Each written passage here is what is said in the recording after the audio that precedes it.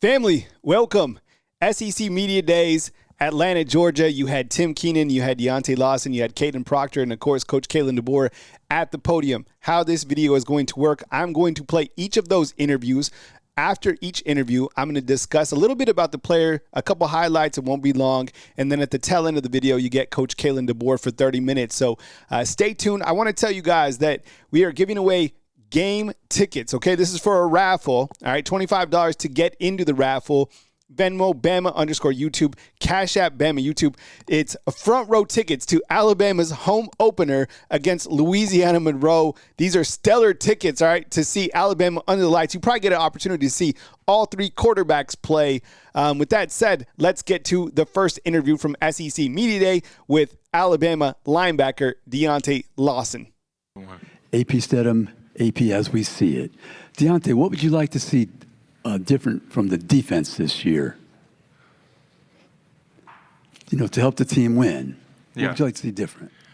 I think we just all have to be bought in. I think that started right when the bowl game ended, and you know we just all had to come together. I think being year one and Coach Wool's system, you know, we had our bumps and bruises that we had to go through throughout the season, and you know we just had to get more reps. I think as the season progressed, we were able to get better from it, and you know I'm very excited for our defense this year, and you know I feel like we have more guys that knows Coach Wool's system, and you know we know the rep. I mean, we know the scheme. Now it's all about honing in on what the offense do, so we're able to anticipate at the highest level and fly around. Right side, fourth row. Hey, Deontae, Johnny Condon, ABC 3340 Sports in Birmingham. Florida State quarterback Thomas Castellanos, transfer from Boston College, has some choice words this offseason, some bulletin board material talking about how he don't think that your defense can stop him, and said that they're not the same without Nick Saban. To a leader of that defense, to hear those comments, what's your reaction? Yeah, obviously people gonna say what makes them feel the most confident, but it's something we can't really worry about because nothing matters other than what goes on inside those lines, and we'll see when the game gets here, and we'll prepare and make sure we're ready for August 30th, and we'll see it when you get here. Middle, fourth row, and then pass it to your left. Deontae, Jared Bates here, Mobile, Alabama, WNSP. Good to see a hometown kid here at SEC Media Days. But Deontae, in the SEC, so many great places to play. Y'all were undefeated at home last year. But is there a road stadium that has stuck out in your time in the conference? Man, to be honest with you, I think every road SEC game is tough because I think I played pretty much everywhere in the SEC. I'll go to Georgia this year, but even when we play Arkansas or Tennessee or Auburn, any road game, especially being Alabama, the fans are into it just a little bit more, and it's something we look forward to. We're all about a challenge, and we love coming in the away team stadium and trying to clear it out. Stay on the fourth row and then pass it forward. Hey Deontae, Nick over in Mobile with WNSP. Coach DeBoer's talked a lot about how you are a leader and you're a mentor to everyone in that locker room. I'm curious, back in your hometown in Mobile, who are some of the leaders, coaches, and mentors who helped you get to the place you're at today and turn you into the man you are? That's a great question. First, I think, my parents, of course. They always been my support system. They always been in my corner no matter what. And, I definitely think they raised me the right way. I had a high school coach, Ronnie Cottrell. He did a lot for me as well. And it's a lot of people that helped me get to where I am today. And I definitely had a lot of people to look at and ways of don't do that or do that. And so I think that kind of molded me as well. But, I think it just comes back to my parents, man. They really, instill some in me at an early age, and, I was just able to, take it and run with it. Fifth throw on the right side, then pass it forward. Trevor Denton with Way 31. Deontae, when you got hurt in that Oklahoma game, many people thought that was it for your college career. Why did you decide to return to Tuscaloosa, and how difficult or not difficult of a decision was that for you? Yeah, it was definitely a very hard decision. I think any college athlete, any college football player, we all have dreams and aspirations of playing at the next level. And, I feel like I had that opportunity. But, I had to look past that a little bit. It was still some things that I needed to work on. Being a leader, more of a vocal leader, and just, building more relationships off the field. I feel like this would be a good year to, kind of set me up for life after football. Obviously, I have dreams and aspirations of playing at the next level, but, I think the injury kind of made me realize that it could be taken away from you at any point, and, it kind of made me just want to dig deeper in, life after football, or, some goals after football, and getting some relationships settled. And, yeah, I think that was the biggest thing. It definitely was a tough decision, though. We'll go on the first row, then pass it over when you're done, please. Deontae, you were just sort of talking about it, but your rehab, I mean, what did you go through? Obviously, it's a physical journey, but it's a mental journey as well to get back to where you are now. Can you kind of describe that for us, and what journey you went through? Yeah. It was definitely a journey. I'm happy that I'm on the back end of it now, but, obviously it was something, I couldn't do by myself. I have full faith in my Lord and Savior Jesus Christ, and he's just been showing me different ways of how he's been with me, and it's just amazing to see, and just having, like I said, my family. Them being my support system, them driving down to Tuscaloosa whenever they need to, just small things like that. It just makes it a little bit easier. Obviously, it's rough. Every day is not going to be pretty. You're going to have your days where you don't feel like doing it, but this is what I got to do. And another thing will be the medical team at Alabama. Jeremy Giselle, he's my guy, to be honest. I've been with him for the past 8 months, and every day, and we've been getting after it. And when you have people around you, it just makes it a little bit easier. It's still something you gotta handle and get through, but it's all for a greater good. Excuse me, could you pass the microphone to the gentleman in the third row? Thank you. Hey, Deontae, Tony Reese, WTV, I'm out of Columbus. Man, I want to, as a defensive leader, get you to talk about the progression you've seen firsthand of Yanze Pierre and Red Morgan, those type of guys. Yeah, Yanze, I'll start with Yanze. He's growing into that edge rusher that you want. And, he gaining weight. I think he's about 250 now or something like that, but he's just working hard every day. I think he's establishing himself a role, and that's always good, because I feel like once you find that role, you just attack it full steam, and you're ready to go. And then Red Morgan, man, moved the corner. Definitely got some learning still to do, but giving it everything he got every day, and coming to work every day, and trying to learn as much as he can. Red's a freak athlete, so he has all the tools to be a great player. Is now just developing into more of a scheme type of player, and doing what's best for the team, and he's attacking that full head on, and I'm excited for both of them and their future. We have time for one more. We're going the back on the end. Dan Peck, ESPN 106.7 in Auburn. A lot was new for Coach DeBoer last year. Have you noticed any change or growth or development in him in his second year as your head coach?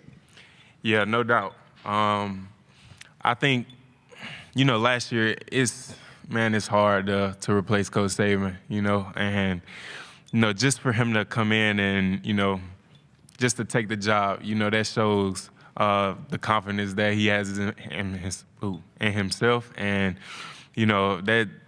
that's just great. And, like you said, he's definitely developed. It's just hard for him to try to, imply, his way of doing things or his standard to us so early on year one. But now year two, we're all for DeBoer, and we're all into what he has to say or what he wants to do for the program. And I think he definitely feels that, and the players feel that as well. And we're excited and we're ready.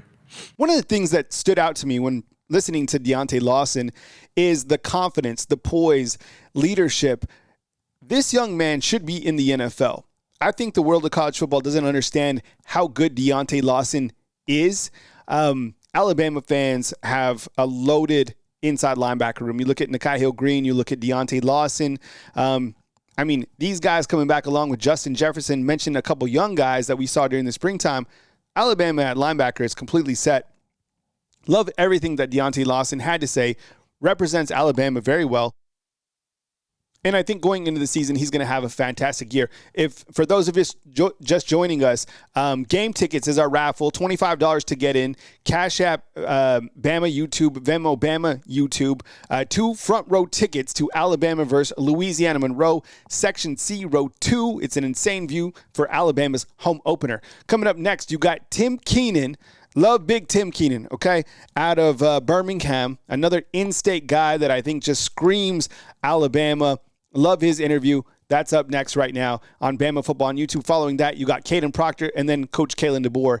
Don't go anywhere. Tim Keenan up next. All right, Chase Goodrow with the Tuscaloosa News. Workouts over the summer on the defensive line, guys getting in better shape. What can you say about how that went? It went very well. A lot of guys been putting in a lot of work, especially D-line, just the whole team. And then Coach Ballou, he's been doing a wonderful job as far as, having us being as strong as we are, as big as we are, as fast as we are. So it's been some great work this summer. Right side, second row. Alex Byington on 3. Tim, last year's defensive issues, have been stated, but what's the focus to kind of get it back to where it was maybe, a few years ago under Nick and things like that? What's the focus to kind of get that level of defense back?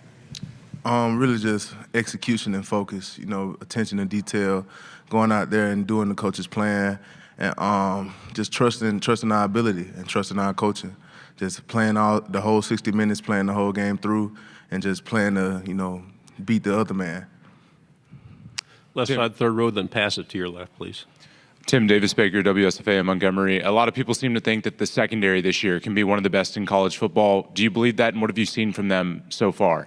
Of course I believe in my teammates. Of course there's, time is still to tell, but we haven't earned anything yet. We still got to go out and play, still got to go out and execute, but the potential is definitely there, and I definitely believe my guys could be the best in the country. Okay, left side. Hey, Johnny Condon, ABC 3340 in Birmingham. You guys have had some real success recruiting in the last few weeks. Some people are surprised by that Coach DeBoer has been able to replicate what Coach Saban was able to do over the last handful of years. Can you talk about the brand of Alabama recruiting itself in the sense of just how it's such a magnanimous place for recruits to go? Well, Alabama now is it's a business, but it's definitely had that family feel to it. Like the players, like during the OVs and everything like that, like you got players that want to go and host these recruits and everything like that to show them a good time, to show them how we do. Like I even had we grilled out at my house and everything. So it's always good for the recruits to see us in there, to see us in the shoes that they want to be. Right side, third row, then pass it over your shoulder, yes, please. Good morning, Tim. Tony Reese, WTVM out of Columbus. Well, in your own personal opinion, who are some of the standouts or people you feel like really have a breakout season this season? I don't want to just name names because I don't want to forget names because a lot of guys been putting in a lot of work and they deserve the credibility when it comes. So I'll just say tune in to this season when them guys get to display it on that field. Left side, third. Hey, Tim, Jacques Doucet, WFB-TV in Baton Rouge. Just a few things rolled into one. Was the LSU game perhaps your best game last year as a team? What was the keys to shutting down their offense, and what about LSU coming to Tuscaloosa this year? Well, we approach every week with our best, and that week we just was executing on all cylinders. We didn't have too many mistakes, and you have one of them games where it seems like everything going right, and you have some games where it seems like nothing go right. But we did what we were supposed to do. We were able to come out with the win, and them playing in Tuscaloosa is going to be a great game always when it's the SEC. So every game is a great game.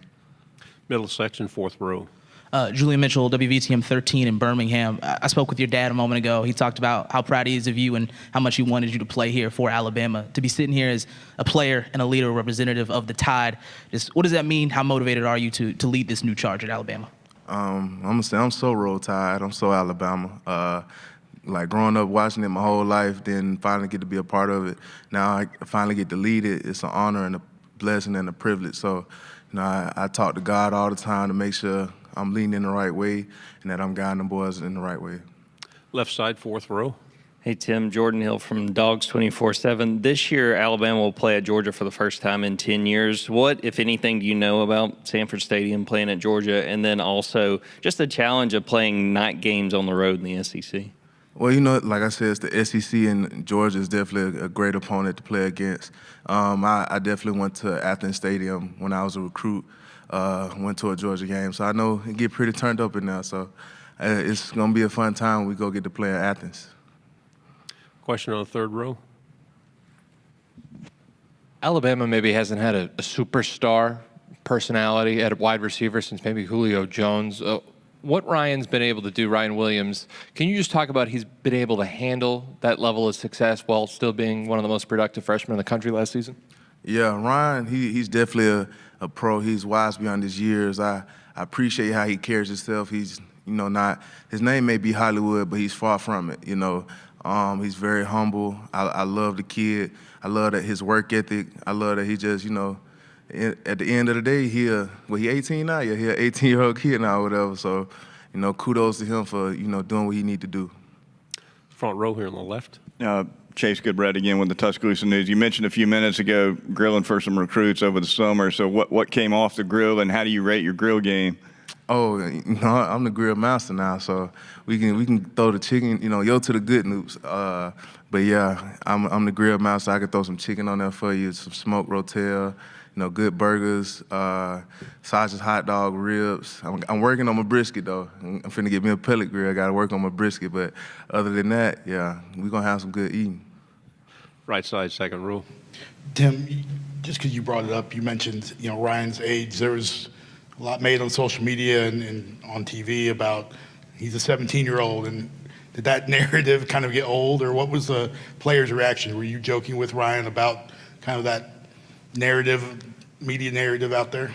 Oh, when he make a big play, I'm screaming he's 17 too, because it's grown. We grown men now at this point. So for him to be a 17-year-old kid at the time, doing the things he's doing is definitely amazing. I'd be amazed just being at practice. Sometimes you do a good rush, then you look up and he down there with the ball sometimes. So, man, it's just an honor to be his teammate. Left side, second row.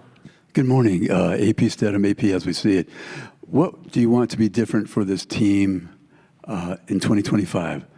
I know the win column, of course, but what would you like to be different? Just overall dominance. Just to play to the, not past the whistle, but play to the whistle. Just overall beating, overall winning the whole game. Just taking it to the next man the best we can, hard as we can. Go to the third row on the left.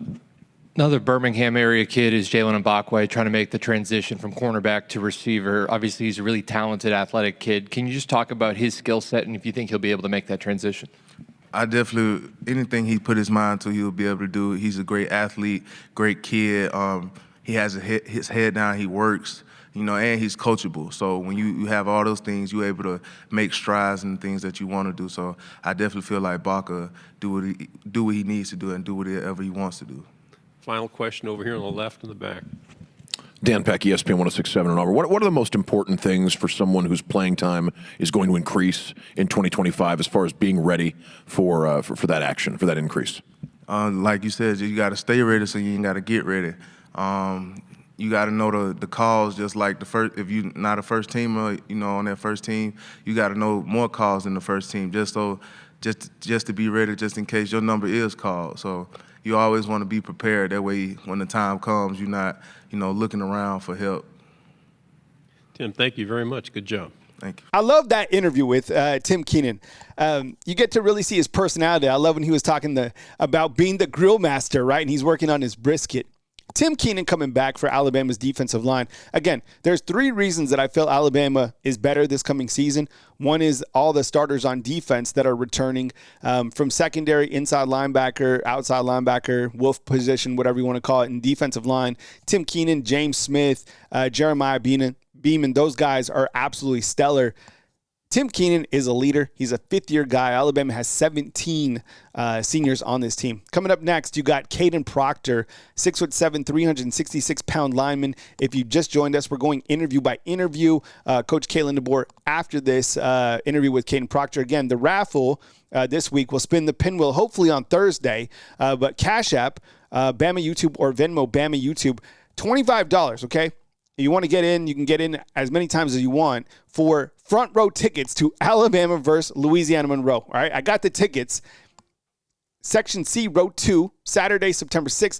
Alabama taking on Louisiana Monroe under the lights, the first game. All right, so definitely get in. Here's Kadyn Proctor with another interview from SEC Media Day.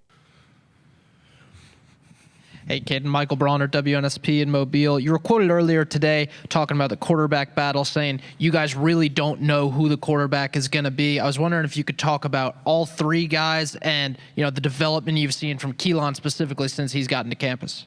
So starting off with Ty, he's been there for, 4 years now. He knows what to do.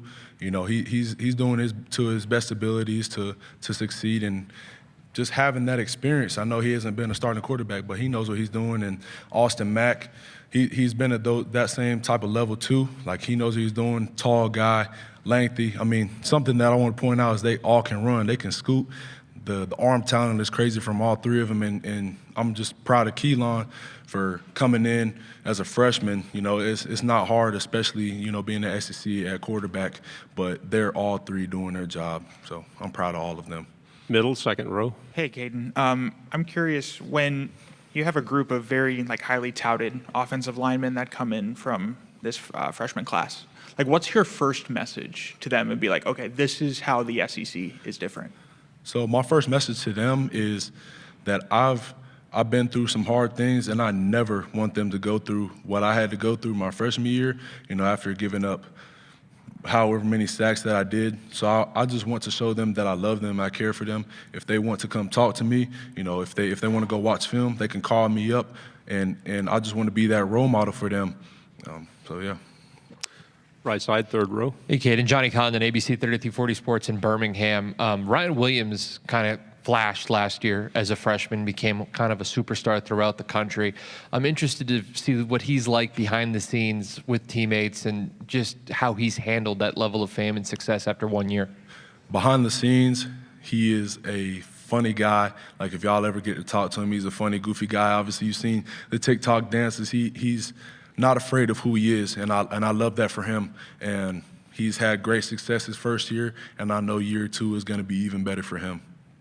We'll go in the middle, fourth row.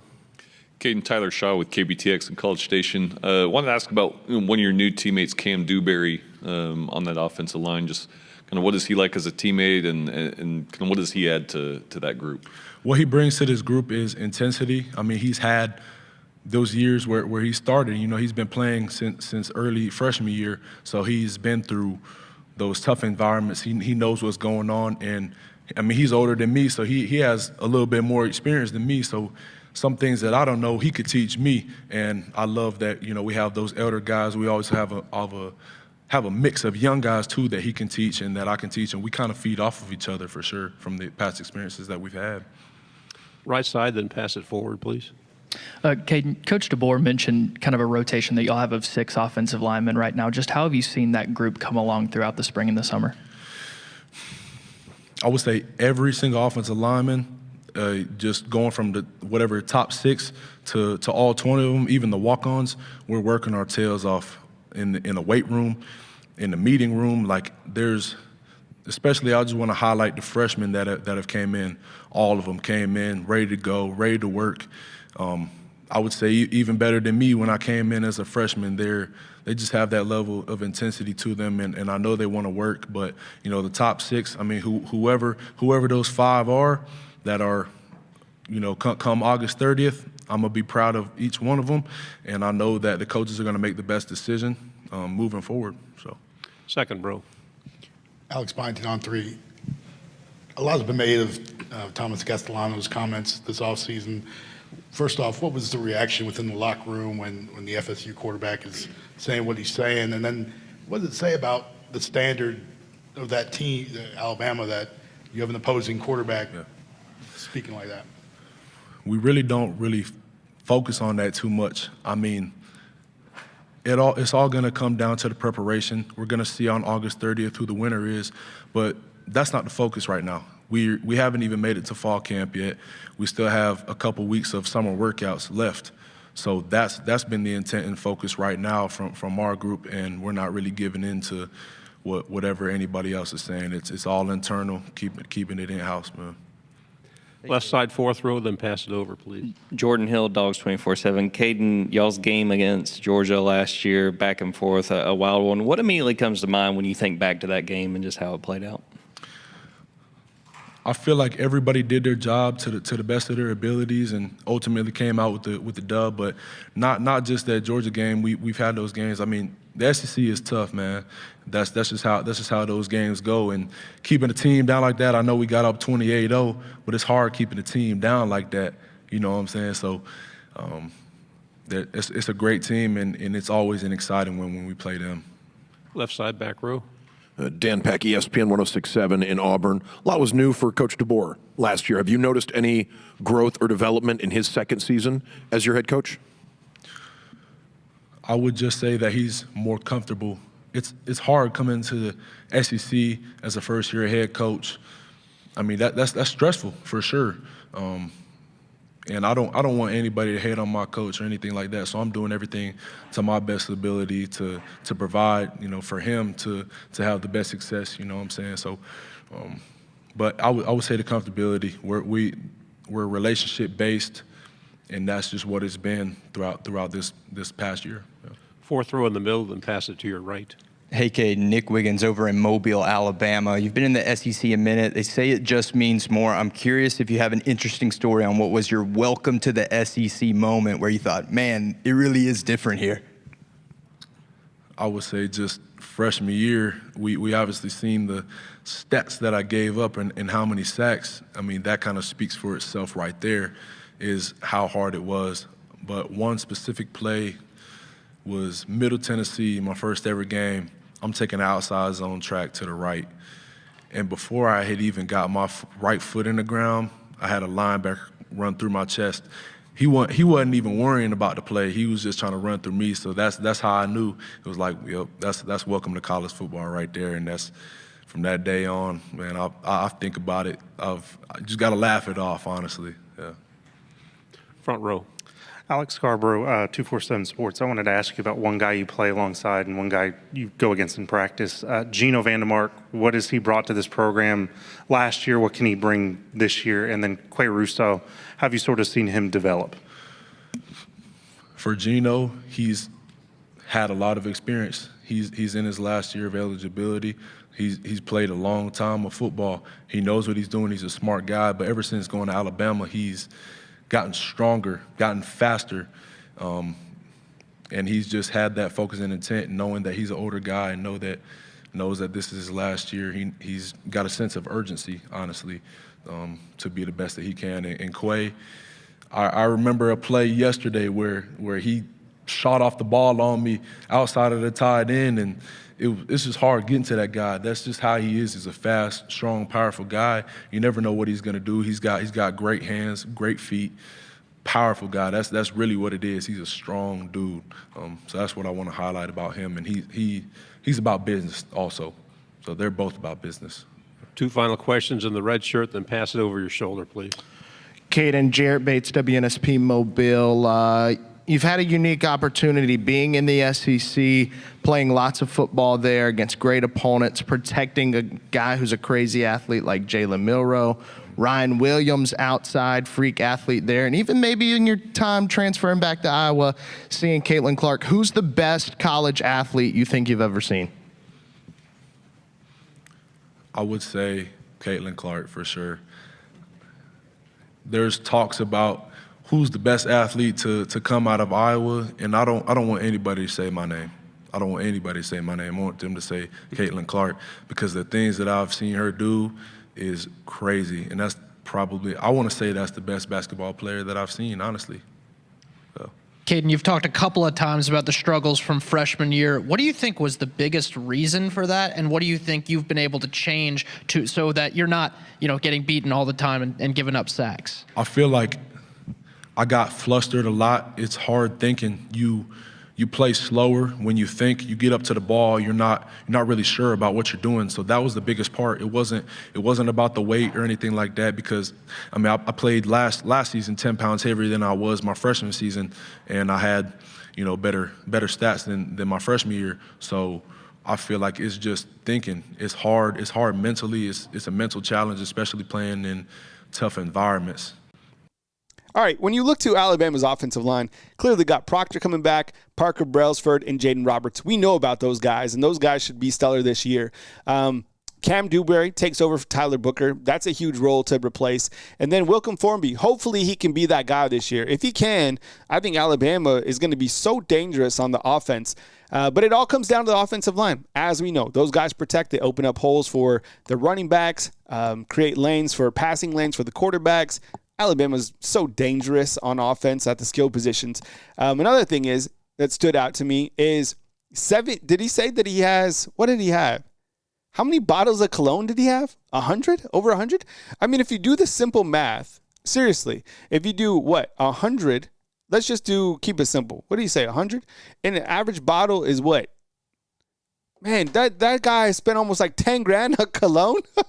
All right, game tickets is our raffle this week. $25 to get in. Front row tickets for Alabama versus Louisiana Monroe. Coming up next, Alabama head football coach Kalen DeBoer talking about his Alabama Crimson Tide. I like this interview. I'm not going to lie. I thought he did a really good job addressing some of the shortcomings for Alabama last year and kind of the mindset, the vision, and the work that Alabama is putting in right now. Here's Coach Kalen DeBoer during SEC Media Days. You're doing your research on where I've been here the last couple weeks. So it is great to be here. And first of all, just in regards to Greg, I appreciate his leadership. Year two, you understand a little bit more of what everyone does and how well they do it. What Greg Sankey does for the SEC, for college athletics, it's on an extremely high level. And so thank you, Greg, for everything that you do here for us at the SEC as well. So, I want to thank you all, too, as the media. Just a coverage of college football, coverage of our conference, coverage of our teams at Alabama in particular, and all the great stories, the journeys that our guys are on, you guys documenting them and sharing them with the rest of the country, the rest of the world. So appreciate all of you being here today. I brought 3 players with me. I had a chance to see them this morning. We've both been different directions and busy already, but 3 talented guys that I want to brag on a little bit here before I kind of move on to some things about the team.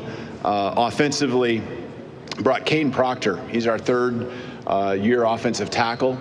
He's originally from Iowa, and a couple things. You look at the guy and he's massive, and he just just does everything on a high level when it comes to his training. But the thing I'm going to tell you about this guy that's impressive to me as well is that by the end of this season, here in December, he will have his degree. So if you do the math on that, 3 years getting your degree, even a semester in there where he transferred, and that gets harder to do when you do that. But he'll have not just his degree, but right now he has a 3.7 GPA. And so taking 16 credits this summer just so he can be on track to be able to accomplish and walk across that stage, have a great football season, but also, have his degree there. I know he's excited to represent not just the team, but also he, representing the offensive line, our offensive side of the football. He has a lot of great pride in what they're accomplishing and the work they're putting in. Tim Keenan, 5th year defensive lineman. I think the thing with Tim that he's a homegrown, boy from Alabama, and I think when I look at Tim, the team just looks at him as like that big brother. He's a mentor to not just the young guys, but even the old guys. They know they can count on him to be doing the work. He embodies what a student athlete is all about. And I think those that really know Tim and follow what he does, he's got a passion for giving back to the community. He's one of our guys that just is at the forefront, spiritually leading our team. And then also just from a community service standpoint, he's out there. He's a big brother to kids in our community. Man, there's just him understanding the platform he has is so impressive to me. It's been a pleasure to coach him. We get one more crack at it with him, and appreciate his leadership. And then Deontae Lawson, 5th-year linebacker. He was a captain, really our only returning captain from last year's team. That should say enough right there about how our team views him, how they look at him. His journey, again, everyone's got something a little bit different. Probably thought a year ago at this time he'd be, wearing an NFL jersey.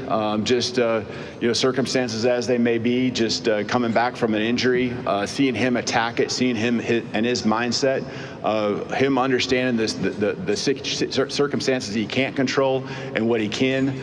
Oh, man, it's just amazing seeing him take over not just the defense, but be a leader on our football team. I walked into a meeting, was looking for a coach, actually. I walked in, and actually it was him holding a meeting with the linebackers.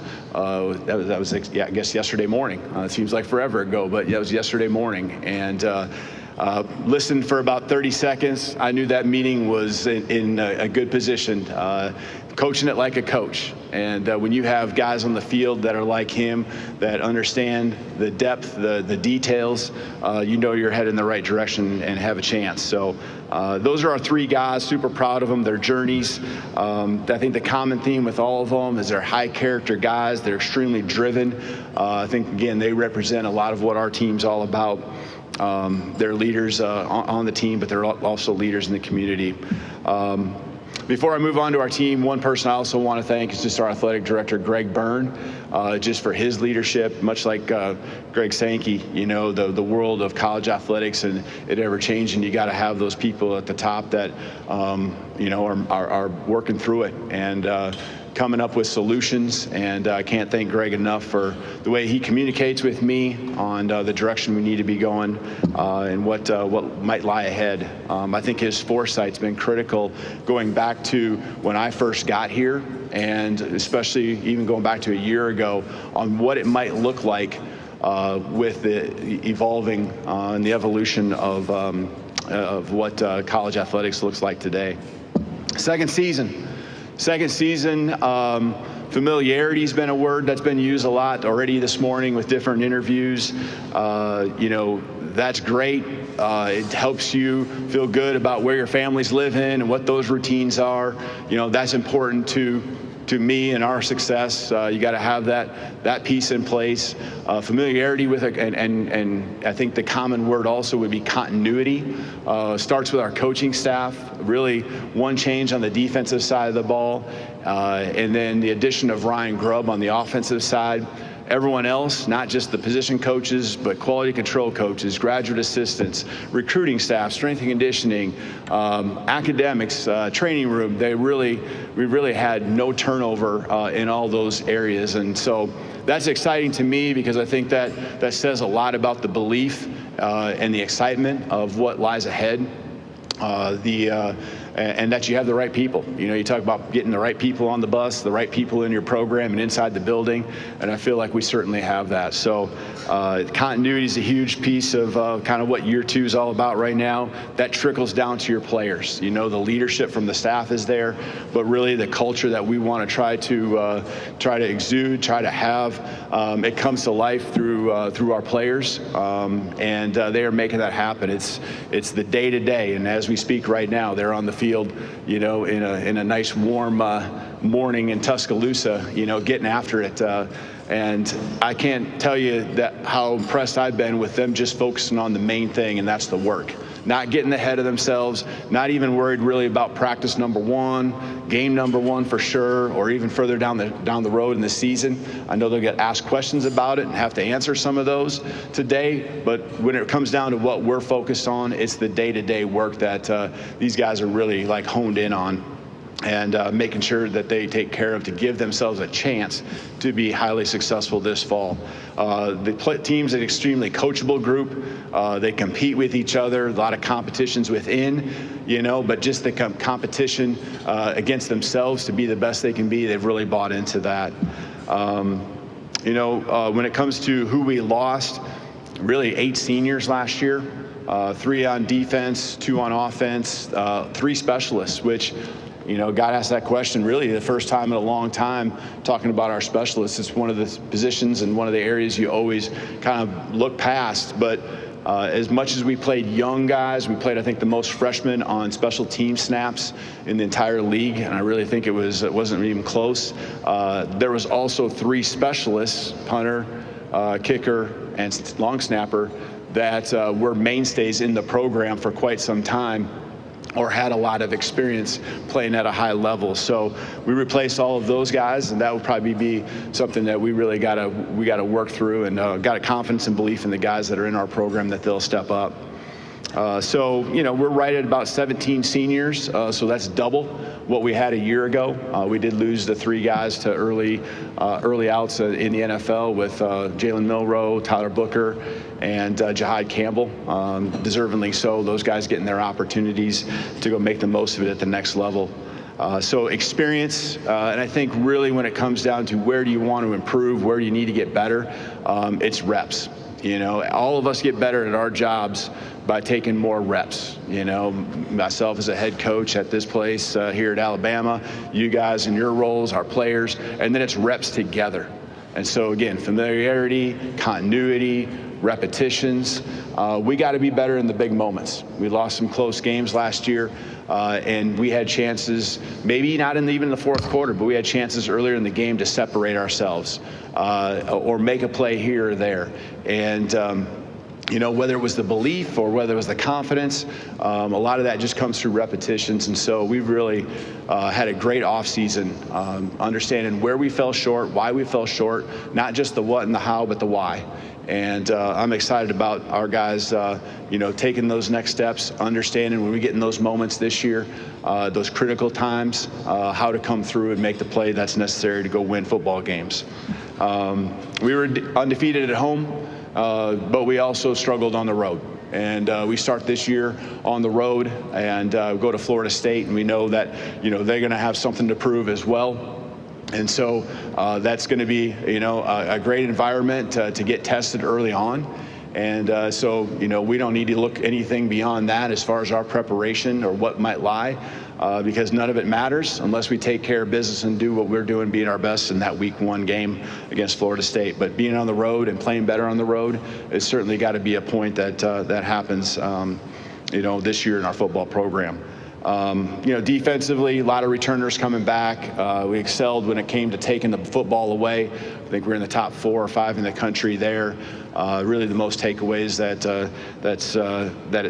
I think 28 was the number in the program going back 7-8 years ago. And when it came to yards per play and all that, it's all great stuff. But the key for our defense is get off the football field. And as the season went along, we did a better job of that early on. There were some times where we could have been better. And those led to games that came close. Those led to games that we maybe fell short.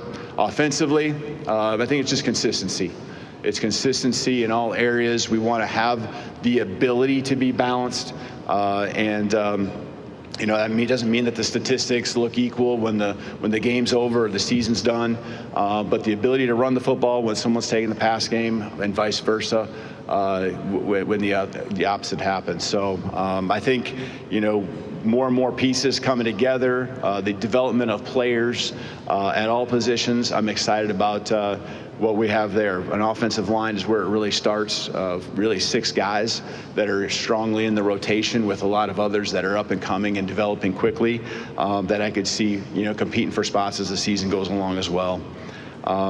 When it comes to overall as a program, physicality is the name of the game. When it comes to playing football, you wear the pads for a reason, right? And so physicality, that comes through the work to build your body. But that also comes through, toughness mentally as well. So I love, again, the work is what we're focused on right now. The main thing, keeping it that. I love the mindset. Doesn't guarantee anything, but it gives you a great chance. So excited about 2 weeks from today. At this very moment, I think we'll be on the football field practicing practice 1. So it's come on fast. Media days usually represents that type of kickoff and signifies that we're here. And so I'm excited to get the ball rolling. So I'm open it for questions. Thank you, Coach DeBoer. If you have a question, raise your hand. We have Gianna, Nathan, and Drayden. We'll go ahead and come on up. We'll start right here in the center aisle. Barry? Yeah, Barry Trample, Tulsa World. For 2 decades, the SEC dominated, built a great brand, winning national titles. Now the Big Ten's won 2 in a row. How important is it for the SEC, maybe Alabama, maybe somebody else, to stop that streak and get the SEC going again?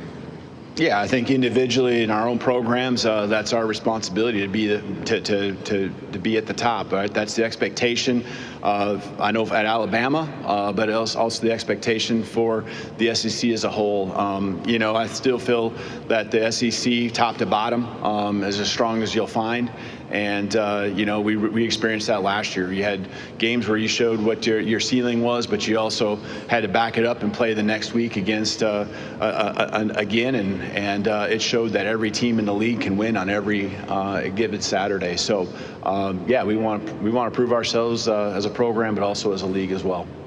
Coach will go right in front of me, about 3 rows back to the section to your left. Coach Joe Gaither, BamaCentral.com. On Monday, Greg Sankey opened up talking about 8 or 9 game conference schedule. Alabama has a lot of great home and homes going out into the next decade. What's your perspective on future SEC schedules? Yeah, I mean, right now that's above me. I know there's questions that get asked of the coaches and kind of as you work with your athletic directors, but that's beyond me right now. I know there's a lot of pros when it comes to strength and schedule, and I'm all for that. You look at our schedule this year, and again, that was built out years back as well. But we're playing Florida State, Wisconsin, one way, one at home, and so we're all about playing as many high-end games that you can possibly play, and certainly adding another SEC game to the schedule would accomplish that. Coach, we'll go over again to our left on the far aisle, about midway back. Connor O'Gara, Saturday Down South. Did your year 1 live up to the Bama standard? In which way? Or to me personally, or what you evaluate to be the Bama standard? Do you feel like your year 1 lived up to it? Yeah, I mean, for if you internally ask us, no. Like we fell short of making the playoffs, as simple as that, right? And giving yourself a chance to go compete for a championship. I think there's a lot of things that I'm super proud of that are happening within the program that are part of the progression. We want it right now too. So we fell short. Our guys, again, I'm proud of them and the way they've responded to, us, not realizing the goals that we set out to have, and getting back just to work and focusing on the main thing. I feel that's always been the case, but sometimes there's just ups and downs you got to go through, unfortunately, that we had to experience. But in the end, we're going to take advantage of the failures we've had and be better because of it. Coach, we'll go to our other side, or to the right here in the second row. Coach J.D. Zaza, WVUA 23. Last season, Jahad Campbell was a massive part of your pass rush. Who are some players that have stood out to you on that side of the ball after spring practice and then going into fall practice? Yeah, Jahad, a lot of versatility that he brought, and obviously that's why he was a high-end draft pick. I think, guys like LT Overton jump out at me. LT in particular, he was there a lot last year, and I think, again, those are the next steps you want to take. Now, just not just he, but a lot of the guys finishing plays. But LT's got it in him. He's got the skill set. He's got those instincts. He continues to hone in on taking it to the next level. Quay Rusaw is another guy. And then there's some underclassmen that are coming up that I think are doing a nice job too, and looking forward to their progress that they've made physically to be able to put themselves in a chance to be able to let their work happen on the football field on Saturdays. Coach, we'll go in the section right in front of me, second row. Thanks, Coach. Larry Carlson, History of Longhorn Sports. I was wondering if you could discuss the quarterback room and maybe handicap things for us a little bit. You bet. Really got three guys that have taken all the snaps, not a majority, but all of them. Ty Simpson, Austin Mack, and Keelan Russell, and that's really by age and years of experience is kind of where it starts. We did make it known at the end of the spring that if we played a game at that point, and it really wouldn't have changed even at this point because there's nothing that's happened as far as practicing. Ty Simpson would be the guy that would take the first snaps and be our starter. Challenged all of them at that time that they have to continue to take the strides. They got to continue in their own ways, improve. They've really, I know, worked hard to do that. And excited to see that progress 2 weeks from today. But they have the tools. Ty, throws a catchable ball. He's smart. He's been in, college football now. Is going year 4. He's seen the ups and downs. He's got great relationships with the team. He's a leader that way. He's really owned things, I think, on another level. And then, Austin Mack. I mean, if he walked in here, the guy's 6'6", 230, 235. He's got a presence about him, and that carries over to how he throws the football. Really took his most meaningful snaps in college this spring, working with the 1s and 2s. And then Keelan Russell, you would never have guessed that he's I guess a lot of guys would be graduating from high school here about a month ago. Really a high school senior, early enrollee that came in and just learning the system, learning college football, taking these huge strides in the course of the spring. And now, again, getting that install over and over again in the summer and going into the fall, I'm confident he's going to make big jumps as well. So those are the three. Kind of told you if we played today where it would be, but all three of them have the potential to do some really big things in our offense. I think a lot of it has to do with what's around them as well. But we're going to stay in this section to our left about halfway back. Hey, Coach. Nick Wiggins over in Mobile, Alabama with WNSP. Last year, kind of unexpectedly, Ryan Grubb joined Seattle after you were expecting him to be offensive coordinator here at Alabama. What was the adjustment last year without him? And then what are you looking forward to now finally having him back here in Tuscaloosa? Yeah, I think that's one of the things. I mean, we had 4 guys on offense that were, from a staff standpoint, that were coming down, and ended up being 2 with Ryan Grubb. Scott Huff was also taken there up in Seattle. And so, when a guy puts in as much time, giving it everything he has to the program I'm a part of and working alongside of him, it was one of those moments that was bittersweet, right? Because you want him here with you. I'm talking about Ryan Grubb here at Alabama, but also someone you've coached with for 12, 13 years, known for even longer. What an opportunity. Go be a coordinator in the NFL. And I thought he had a great year. Thought he did an amazing job. He was certainly ready and prepared for it. But things happen for a reason. And, him getting the chance to come here and just add to our staff at the level you're talking about with an elite offensive mind, our familiarity with each other, the efficiency we have when it comes to the day-to-day work, off-season, in-season, it certainly helps us, gain even more momentum going into, this fall. But the rest of the staff's been awesome in how they embraced Ryan Grubb coming in. The players have as well. And then, Ryan's hit the ground running and added some things, on the things he's learned. I mean, when you go through your career, and every year you're going to get better if you have the right mindset. And there's no place you're going to get better and be put in tough spots than in the NFL. And so love what he's brought on top of what our system's always been and how we've evolved to make us even better this fall. Coach, we're going to go over to the right side on the far aisle over here to our right. Hey, Kalen, Colin Gay, Tuscaloosa News. I'm curious, when it comes to no matter who's a starter at quarterback, it's going to be a level of inexperience. Are you confident in, like, whoever's named the starter, their ability to run your offense and to be that leader with the level of inexperience that they have? Yeah, I mean, I think that's a valid question, right? I mean, experience is a big deal. Trying not to do too much when you don't have to, taking what they give you, trying to prove yourself to your teammates, to everyone watching. So just trying to work through that. And again, that's where consistency and continuity and just them being comfortable with Ryan Grubb, Nick Sheridan, Mitch Dollins, analyst, senior analyst on our staff, myself, just, them knowing that, hey, we believe in you. And just be you, go out there and, don't try to do too much. Just go execute what you're supposed to. But they got the tools. And so now you're just trying to put them in those moments as much as possible to where the lack of experience, maybe from a game situational standpoint, is able to come out in practice, help them feel prepared. I'll say this. I think going through a quarterback competition, that's pressure alone. These guys are going through pressure every throw. Whether it was a competition or not, we would analyze and break it down and chart it. But every throw and every drive that these guys are a part of, it's critical. To them, winning the job. And I think sometimes going through a competition prepares you for the pressures that are going to come within a season. I've seen that over and over throughout the years when I've had other competitions as well. Coach, we'll go right up front here to our left, front row. Morning, Coach. John Burrows with On Texas Football. In your time at Washington, you played against Texas and Steve Sarkisian twice, and you've come out 2-0 in those games, games that have proven to be pretty difficult for other coaches. What do you remember about those games that gave you an edge that other coaches can't really seem to find? I mean, your players made plays, right? They made plays when you needed it most. It might be scoring, it might be knocking a ball down, it might be, getting the big stop.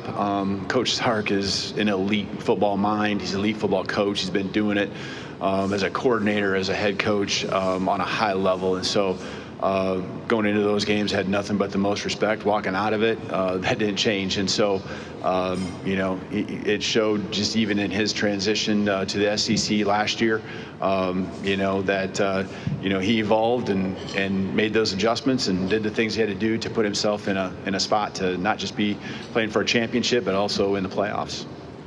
Coach, we'll go over to our left-hand side again on the far aisle. Hey, Coach. Chris Marlowe, LouisianaSports.net. You're 15-3 against top 25 teams as a head coach, which is the best record in the country of anybody. However, 10 of your 13 losses have come against unranked teams and in games you were favored in. How do you find ways to be more consistent and win the games you're quote-unquote supposed to win? I think it's learning from those mistakes. A lot of those losses happened in year one at different places. And so you want year two, to be moments of growth and where you can polish and clean things up.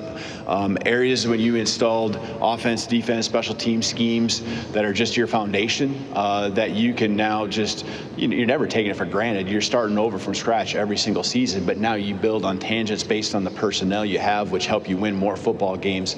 And again, a lot of it comes down to those big moments, building a culture where you keep fighting till the very end, because there's going to be close games, and a lot of those wins you're talking about came down to the very end. There was even moments when it probably looked kind of bleak at times, but you fight, you execute, and you find a way to win. And so that's what we got to do here going into year two at Alabama as well. We have time for one more question. It's in the section right in front of me, third row. Hey, Coach. Theodore Fernandez, Bama Central. You've talked a lot about the staff. I want to ask you about Nick Sheridan. How huge was it getting him back, both from a staff continuity perspective and as far as all the players that he's worked with over the past year and a half now? Yeah, absolutely. Know Nick going back to 2019. The guy is unbelievable when it comes to just his offensive mind, football mind, not just offensive mind. His organization, the way he teaches, the way he recruits. I mean, he's recruited at a high level. His involvement with our team, going back to, again, he had to kind of throw a staff together there, helped me put that together in a short amount of time there in February last year before spring ball started in March. There was different styles of things that we did offensively last year relative to what, we had done. So we were finding our own last year as well. And you're going to always do that based on the personnel you have. But he and Ryan Grubb, their relationship is amazing. And again, it goes back to 2 strong years that they had together, putting together elite offenses there at Washington too. And so seeing these guys come together, pick each other's brain, Nick's been able to share along with the rest of the staff, Jamarcus Shepard, the rest of the staff with Coach Grubb, Ryan Grubb, what they felt, why they did things. Myself as well, but it's helped us take those next steps, be more efficient. He's got deep relationships with our players because that's just the type of guy he is. He's high character through and through. It's awesome having him a part of our football staff. Coach DeBoer, thank you for your time. You bet. Thank you, and Roll Tide. Family, thanks again for being here, for watching this video presentation, SEC Media Days, right here on Bama Football on YouTube. The guys did a great job representing the University of Alabama. They always do. I love the fact that they brought, a couple guys from the state of Alabama and, multi-year starters, guys that, we're still part of Coach Saban, but are now Coach Kalen DeBoer and under his leadership. And I think that's kind of the changing of the guards, but I still love to see the leadership. I'm big on leadership. I'm big on mentorship. Last time, if you guys want to get into the raffle for this week, $25 to enter. We're giving an opportunity to win 2 front row tickets. Okay. The base price of this is $371. Okay. For 2 tickets. Yeah. It's the greatest show in town. Of course, in Alabama, Saturday, September 6th, when Alabama hosts Louisiana Monroe. There you go. You can see Nick Saban Field. You can get the whole vibe. And if you've never been to a game at Alabama, this is certainly a great opportunity. So $25 to get into the raffle. We'll spin it on Thursday, hopefully. Venmo, Bama_YouTube, Cash App, Bama YouTube. I hope that you've enjoyed this video presentation right here on Bama Football on YouTube. Thanks for watching. Coming to you from beautiful Tuscaloosa, Alabama, SEC Media Days. Kyle Henderson of Bama Football on YouTube.